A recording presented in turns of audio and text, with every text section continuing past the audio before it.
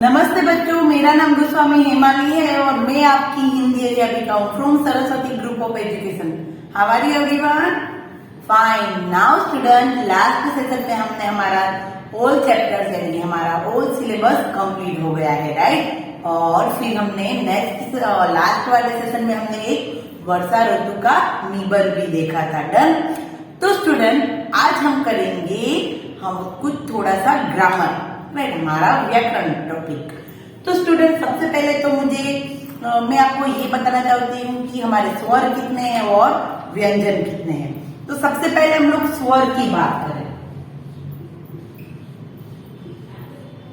तो स्वर कितने हैं हमारे और कौन कौन से हैं? अ, आ, ई, उ, रू, ए, ऐ, ओ, औ। तो हमारे स्वर है 11। कितने हैं? 11, राइट। उसमें भी दो पार्ट है, ह्रस्व स्वर और दीर्घ स्वर, राइट।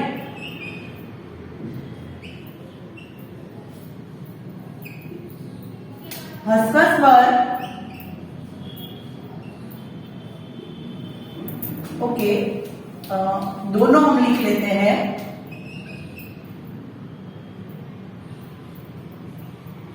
ह्रस्व स्वर कौन कौन से है? देखो, उसमें क्या है कि मात्रा वाले शब्द नहीं आते, राइट। अ, छोटी ई, छोटा ऊ और रू, राइट। ये सारे शब्द ह्रस्व के हैं। किसके हैं? ह्रस्व। अ, ई, उ और रू। ये ह्रस्व स्वर ऐसे होते हैं कि जिन वर्णों के उच्चारण में कम समय लगता है। कैसा समय? कम समय। इस शब्द के उच्चारण में यानी कि बोलने में कम समय लगता है, तो ऐसे सारे स्वर कैसे होंगे? ह्रस्व। और इससे ही ह्रस्व व्यंजन और दीर्घ व्यंजन भी बनेंगे। अभी देखते हैं दीर्घ व्यंजन, दीर्घ स्वर।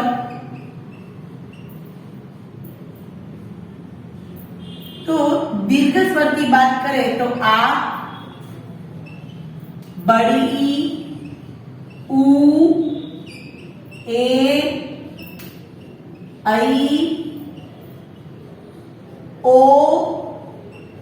और औ, राइट। आ, ई, ऊ, ओके। ये सारे जो मात्रा वाले होते हैं वो सारे किसमें आएंगे? दीर्घ में। किसमें आएंगे? दीर्घ में, राइट। क्योंकि ये जो सारे शब्द है उसमें क्या लगती है?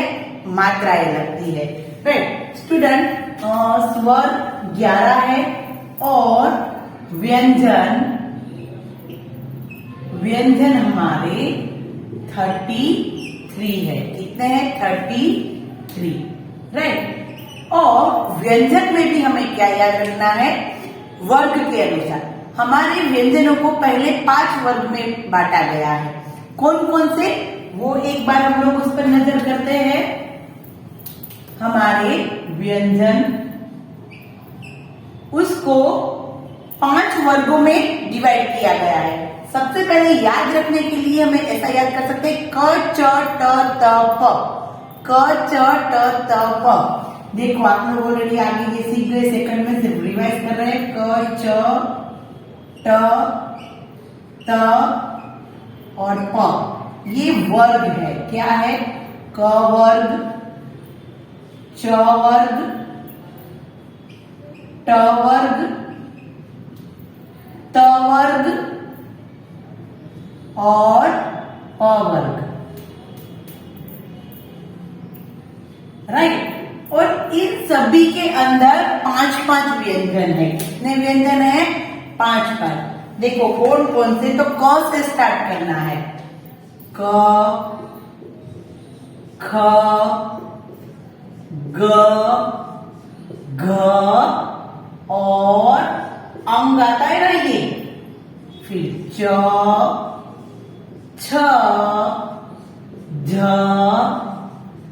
ज, ज्ञ,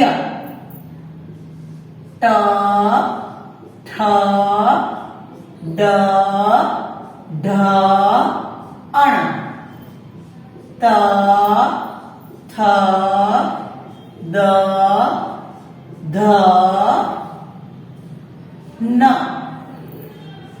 प, फ, ब, भ, म, क, ख, ग, घ, अं, च, छ, ज, ज, ज्य, ट, ठ, ड, ढ, अण, त, थ, द, ध, न, प, फ, ब, भ, म। ये 5 वर्ग है। क वर्ग, च वर्ग, ट वर्ग, त वर्ग और प वर्ग। और बाकी सब क्या है? अंतस्थ व्यंजन है और वो सब, राइट। तो यहाँ पर हमारा एक टॉपिक व्याकरण का कंप्लीट होता है। नेक्स्ट हम लोग अभी दूसरा टॉपिक देखते हैं। तो देखा स्टूडेंट आपने, हमने सीखे स्वर और व्यंजन। तो स्वर कितने हैं? 11, व्यंजन है 33 और उसको वर्ग में डिवाइड किया है। क वर्ग, च वर्ग, ट वर्ग, त वर्ग और प वर्ग, राइट। नाउ स्टूडेंट, अब हम लोग और एक ग्रामर का एक टॉपिक लेते हैं, स्त्री या पुरुष की पहचान, यानी कि स्त्रीलिंग और पुल्लिंग। तो देखो कैसे करते हैं। सबसे पहले स्त्री जाति, स्त्रीलिंग और पुल्लिंग, राइट। स्त्री जाति या पुरुष जाति। अगर सबसे पहले हमें देखो, मैं एक सेंटेंस देती हूं पहले, वो आप लोग देखिए। माली पुरुष है, माली पुरुष है। यहां पर दिया है मालिन स्त्री है, राइट। तो देखो यहां पर तो ऑलरेडी हमें लिख के दिया है कि ये पुरुष है और ये स्त्री है, राइट। बट अगर हमें ये नहीं दिया होता तो हम लोग ये शब्द को पहचानते कि ये माली यानी कि पुरुष जाति और मालिन यानी कि स्त्री जाति। पर कोई ऐसा शब्द हो जिसको हमें देख के पता ना चले कि वो पुरुष जाति है या स्त्री जाति। तो देखो कैसे होता है कि कुछ शब्द स्त्री जाति का बोध करते हैं तो वो स्त्रीलिंग है, और कुछ शब्द है वो पुरुष जाति का बोध करते हैं तो वो पुल्लिंग शब्द कहलाते हैं, राइट। जैसे कि हमें कैसा पता चलेगा कि ये स्त्रीलिंग है या पुरुष? जैसे कि बेटा तो ऑफकोर्स पुरुष, बेटी तो ऑफकोर्स स्त्रीलिंग। अभी ऊंट तो ऊंटनी, शेर तो शेरनी, मोर तो मोरनी, राइट। तो ऐसे शब्दों में हम आसानी से पता कर सकता है कि ये स्त्री जाति है या पुरुष जाति। पर अगर हमें कोई ऐसा शब्द है कि हमें जैसे कि पता नहीं चलेगा, गाय, तो आपको कैसे पता चलेगा गाय? ऑफकोर्स गाय स्त्री जाति में आता है। गाय आई, हम क्या कहेंगे? गाय आई, राइट। उसमें हम लोग आई, देखो शब्द में हम लोग उसको वाक्य में कन्वर्ट करेंगे और ई शब्द मिलेगा तो वो स्त्री जाति होगा, स्त्रीलिंग। जैसे कि मैं कहूंगी कि पानी, राइट। तो पानी देखो यहाँ पर ई है, बट हम लोग ऐसा कहेंगे कि पानी पी, मैंने पानी पिया, क्या कहेंगे हम लोग? मैंने पानी पिया। तो ये होगा पुरुष जाति शब्द। कैसा शब्द? पुरुष जाति यानी कि पुल्लिंग शब्द, राइट। तो शब्द को वाक्य में कन्वर्ट करेंगे तो हमें समझ में आ जाएगा कि ये कैसा शब्द है, राइट। अगर मैं कहूंगी लकड़ी, लकड़ी, राइट, तो लकड़ी का कोई भी एक सेंटेंस बनाओ, कोई भी। मुझे लकड़ी मिली, लकड़ी देखी, दूर एक लकड़ी पड़ी है। तो देखो कैसे कैसे शब्द है। मुझे एक लकड़ी मिली, मिली, लकड़ी देखी, खी, मैंने एक दूर एक लकड़ी पड़ी है, पड़ी। सभी में कैसा उच्चारण हुआ? ई का उच्चारण हुआ, राइट। तो ये कैसा होगा? स्त्री जाति यानी कि स्त्रीलिंग होगा। क्या होगा? स्त्रीलिंग, राइट। तो कोई भी शब्द है अगर हम उसको छोटे से सेंटेंस में कन्वर्ट करेंगे तो हमें समझ में आ जाएगा कि वो क्या है, स्त्रीलिंग है या पुल्लिंग। राइट नाउ अभी और एक टॉपिक का से छोटा सा, एक वचन और बहुवचन। क्या करेंगे हम लोग? एक वचन और बहुवचन। देखो एक छोटा सा पैराग्राफ रीड करेंगे। अहमद काका गुब्बारे बेच रहे हैं। अहमद काका है वो गुब्बारे बेच रहे हैं। उनके पास 3 गुब्बारे हैं। उनके पास एक लड़का खड़ा है, एक लड़की भी वहीं खड़ी है। वह काका से गुब्बारा मांग रही है। 2 लड़के गुब्बारे लेकर जा रहे हैं। 2 लड़कियां गुब्बारे खरीद कर जा चुकी है। देखो तो यहाँ पर लड़कियां, लड़के, गुब्बारा, गुब्बारे, तो समझ में आ रहा है कि क्या है ये सब कुछ। तो ये है हमारे वचन। वचन यानी कि क्या? तो वचन यानी कि एक वचन या तो बहुवचन, राइट। देखो सबसे पहले हमें ख्याल क्या रखना है कि वचन कैसे, शब्द कैसे पता चलेगा कि ये एक वचन का है या बहुवचन का। अगर मैं ऐसे लिखूंगी गुब्बारा, गुब्बारा, और लिखूंगी गुब्बारे, राइट। गुब्बारा, गुब्बारे, तो समझ में आ ही जाता है कि यहाँ पर गुब्बारे, ज्यादा गुब्बारे की बात है। तो ये होगा बहुवचन। कैसा होगा? बहुवचन, राइट। और यहाँ एक गुब्बारा, तो ये होगा एक वचन। क्या होगा? एक वचन, राइट। समझ में आएगा? ये शब्द देखेंगे तो हमें पता चल जाएगा कि ये एक वचन का है, बहुवचन। बट हमें सीखना ये है कि एक वचन का हम लोग बहुवचन करेंगे तो किन किन बातों का ख्याल रखना होगा। जैसे कि केला तो केले, लड़का तो लड़के, बेटा तो बेटे। वैसे ही देखो महिला, महिला, तो इसका क्या होगा? एक महिला मैंने देखी, बहुत महिलाएं, क्या होगा? महिलाएं, महिलाएं। तो ए के ऊपर क्या लगेगा? अनुनासिक। क्या लगेगा? अनुनासिक। इसको कहते हैं अनुनासिक। और जब ऐसे शब्द ए या ऐसे शब्द आते हैं उस पर अनुनासिक लगाना कंपलसरी होता है। अगर मैं कहूंगी भाषा तो कहेंगे भाषाएं। क्या कहेंगे? भाषाएं। तो ए के ऊपर क्या लगेगा? अनुनासिक। माला, तो हम क्या करेंगे? मालाएं। क्या करेंगे? मालाएं। तो ए के ऊपर अनुनासिक लगेगा तो ही वो बहुवचन बनेगा। अगर हम लोग ऐसे लिखेंगे मालाएं तो ये होगा रोंग। माला ए लिखा है पर हमने ए अनुनासिक वाला लिखना है, नहीं तो वो होगा रोंग, राइट। अभी दूसरा देखते हैं ई वाला बहुवचन। जब शब्द के पीछे ई लगा होता है तब कैसे शब्द बहुवचन बनता है। जैसे कि कहानी, कहानी, यहाँ पर देखो क्या है? दीर्घ मात्रा है। कौन सी मात्रा है? दीर्घ। तो हम लोग उसकी ह्रस्व करेंगे, कहानिया, कहानियां। तो देखो यहाँ पर मैंने 2 चेंजेस किए। एक तो नी की मात्रा चेंज कर दी और या के ऊपर क्या लगाया? अनुनासिक। अगर हमें ऐसे आंसर दे कहानिया तो ये होगा रोंग। क्यों? अभी मैं बताती हूँ। कहानिया तो ये भी होगा रोंग। क्यों? क्योंकि यहाँ पर अनुनासिक लगाया है पर मात्रा चेंज की नहीं है, इसलिए ये होगा रोंग। यहाँ पर मात्रा चेंज की है बट अनुनासिक लगाया नहीं है, इसलिए ये होगा रोंग, राइट। समझ में आया कि बहुवचन कैसे करते हैं। अभी और 1-2 शब्द देखते हैं ई वाले। भाषा ए, तो ए के ऊपर भी अनुनासिक लगेगा। और जैसे करते हैं साड़ी, क्या करेंगे? साड़ी, तो उसका बहुवचन हम क्या करेंगे? साड़िया। क्या करेंगे? साड़िया। और या के ऊपर क्या लगेगा? अनुनासिक लगेगा।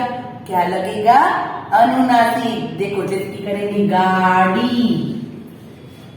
आज मैंने एक गाड़ी देखी। आज ट्रैफिक सिग्नल पर बहुत गाड़ियां थी। या तो डी की मात्रा चेंज, यहाँ पर डी की मात्रा चेंज और या के ऊपर अनुनासिक लगा तो ही वो हमारा सही शब्द बनेगा। राइट, तो ये हमारा वचन था जो हमें एक बार खास ख्याल रखना है कि वचन में कहाँ पर ध्यान रखना है। राइट, तो ऐसे शब्द देखते जैसे कि बच्चा तो बच्चे। अगर हमें ऐसे शब्द दे दिए कि एक केला, दो केले, तो समझ में आ जाता है कि दो केले, दो बहुवचन हो गया। राइट, अभी हम देखते हैं क्रिया शब्द। क्या देखेंगे? क्रिया शब्द। तो देखो क्रिया शब्द क्या है? तो क्रिया शब्द यानी कि क्रिया करना, खाना, हंसना, रोना, बोलना, ये सारी क्या होगी? क्रियाएं होती है। राइट, कौन कौन सी क्रियाएं होती है? खाने की क्रिया, हंसने की क्रिया, रोने की क्रिया। बट हम लोग फिर क्या करते हैं? जिस प्रकार का वाक्य होता है उसी प्रकार के हम लोग क्रिया शब्द रखते हैं। जैसे कि मैं पढ़ रहा हूँ, यानी कि यहाँ पर कौन सी क्रिया हुई? पढ़ने की। हम हंस रहे हैं तो यहाँ पर हंसने की क्रिया हुई। राइट, पढ़ने का काम, हंसने का काम। मैं पानी पी रही हूँ तो पानी पीने का काम। राइट, देखो जैसे कि दादाजी अखबार पढ़ रहे हैं तो यहाँ पर कौन सी क्रिया हुई? अखबार पढ़ने की क्रिया। कौन सी क्रिया हुई? पढ़ने का काम हुआ। फिर है गोलू रो रहा है तो यहाँ पर कौन सी क्रिया हुई? रोने की क्रिया। फिर रीमा खेल रही है तो कौन सी क्रिया हुई? खेलने की क्रिया। कौन सी क्रिया? खेलने की। राइट, तो पढ़ना, पीना, हंसना, रोना, खेलना, तो वो सारी क्या होती है? क्रिया। राइट, आना, जाना, बहुत सारी। मोस्ट ऑफ क्रिया शब्द के पीछे क्या लगता है? देखो याद रखना कि ये सारे शब्द कैसे होते हैं? क्रिया वाले। हंसना, रोना, है ना, ये सबके पीछे ना वाले शब्द होते हैं जिसके हमको पता चलता है कि ये क्रिया शब्द है।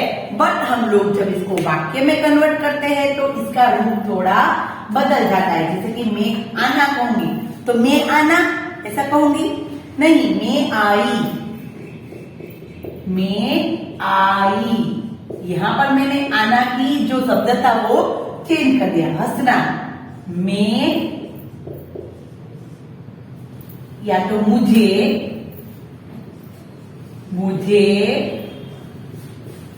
हंसना आया।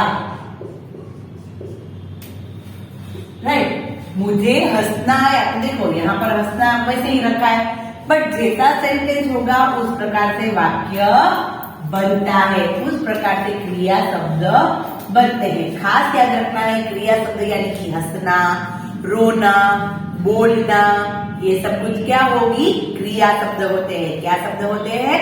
क्रिया शब्द। राइट, तो स्टूडेंट अभी हमने इस सेशन में क्या क्या किया है? हमने सबसे पहले हमने वर्ग, च वर्ग, क वर्ग, वो सब कुछ किया। राइट, तो देखो उसमें खास हमें क्या ख्याल रखना है? ये क्रिया शब्द सबसे पहले तो हमने स्वर और व्यंजन किए। उसमें हमें खास याद रखना है कि व्यंजन है ना, जैसे कि क, ख, ग, ये हमारे व्यंजन है। अगर हम इसके साथ मात्रा लगाएंगे, क्या लगाएंगे? मात्रा। जैसे कि हम लोग क के साथ मात्रा लगाएंगे अ, क्योंकि बिना स्वर के कोई व्यंजन नहीं होता। इसके नीचे जो मैंने ऐसी लाइन की है इसका मतलब कि ये हलन है। हलन यानी कि ये आधा क है। कैसा क है? आधा। यानी कि इसके साथ हम प्लस अ करेंगे तो ये बनेगा पूरा क। क्या बनेगा? पूरा क। आधा ख प्लस अ करेंगे तो बनेगा पूरा ख। वैसे ही आधा ग प्लस अ तो बनेगा पूरा ग। राइट, तो उसी तरह हमें याद रखना है कि कोई भी व्यंजन है उसके साथ हम लोग कोई भी शब्द सॉरी स्वर ज्वाइन करेंगे, जो भी स्वर वो उस व्यंजन के साथ लगेगा, जैसे कि का, क प्लस आ का, वैसे ही क, ख प्लस आ तो बनेगा खा। और वैसे ही हम लोग दूसरा स्वर लेते हैं। हमारे कितने स्वर है? 11। जैसे कि हम लिखेंगे क प्लस ई तो बनेगी की। ये सारा टॉपिक हम एक बार संयुक्त व्यंजन करेंगे तब भी करेंगे, राइट। फिर हम करेंगे ग प्लस बड़ी ई तो बनेगा गी, राइट। फिर उसी तरीके से अगर हम लोग ऐसे करेंगे म प्लस ऊ तो बनेगा मु, क्या बनेगा? मु। वैसे ही स प्लस बनेगा रू तो बनेगा श्रू, राइट। तो देखो यहाँ पर ये सारे शब्द हम जो वर्ण जोड़ो और वर्ण विच्छेदन सीखेंगे तब ये सारी रिवाइज करेंगे। डन। तो स्टूडेंट ये जो इस बार का सेशन था वो मोस्ट इम्पोर्टेंट था। मैंने इसमें ग्रामर के 1-2 पॉइंट्स लिए, स्त्री जाति, पुरुष जाति और एक वचन, बहुवचन और खासकर आगे स्वर व्यंजन जो हम लोग सेकंड में ऑलरेडी कर चुके हैं, राइट। तो नाउ स्टूडेंट अभी हम लोग नेक्स्ट सेशन में मिलेंगे और तब तक के लिए बाय बाय एवरीवन। और नेक्स्ट सेशन में भी हम लोग कुछ नया ग्रामर का टॉपिक करेंगे। ओके, तो तब तक के लिए बाय बाय एवरीवन।